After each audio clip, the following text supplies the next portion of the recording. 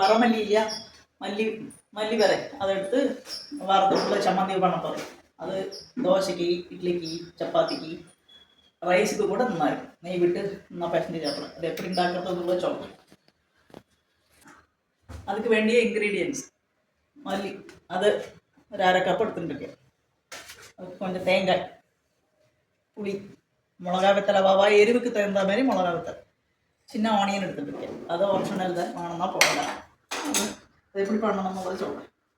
சீஞ்சட்டியில் கொஞ்சம் வெளிச்செண்ணெய் விட்டுருக்கேன். அதுதான் மல்லி போடும். மல்லி ஒன்று வறுத்துட்டு தேங்காயும் போட்டு வறுக்கணும்.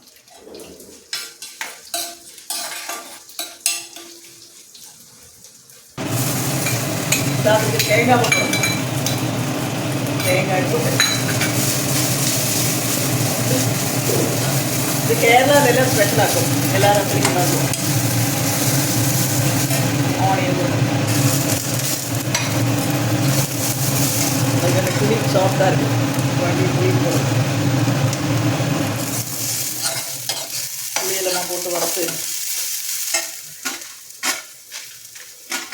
எல்லாமே நல்லா சவக்காக வறுத்துட்டு உப்பு போட்டு மிக்சியில் அரைச்சிட்டு காய்ச்சிதான்.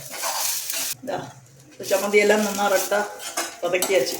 அதுக்கு வேண்டிய உப்பும் போட்டுட்டு குறன்னு அரைச்சிட்டு நான் காய்ச்சி தரேன். அதான் மிக்சியில் போட்டிருக்கேன்னா அதை வந்து பல்ஸ் போண்டில் போட்டு கொஞ்சம் கொஞ்சமாக அரைக்கணும், கொஞ்சம் நைஸாக. இப்போ வெள்ளம் மட்டும் தொகையல் மாதிரி அரைக்கிறேன். இது என்ன 2 நாளைக்கு வெளியில் வச்சுட்டு தொட்டுக்கலாம். உங்களுக்கு பிக்னிக்கு வெளியிலெல்லாம் போகிறதெல்லாம் கொண்டு போகலாம். வரமல்லி சம்மந்தி ரெடி ஆகிடுச்சு.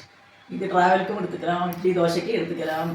ரைஸில் சூடாக ரைஸில் நெய் விட்டு செஞ்சு சாப்பிட்ற மாதிரி எல்லாருமே ட்ரை பண்ணுறோம். ஓகே.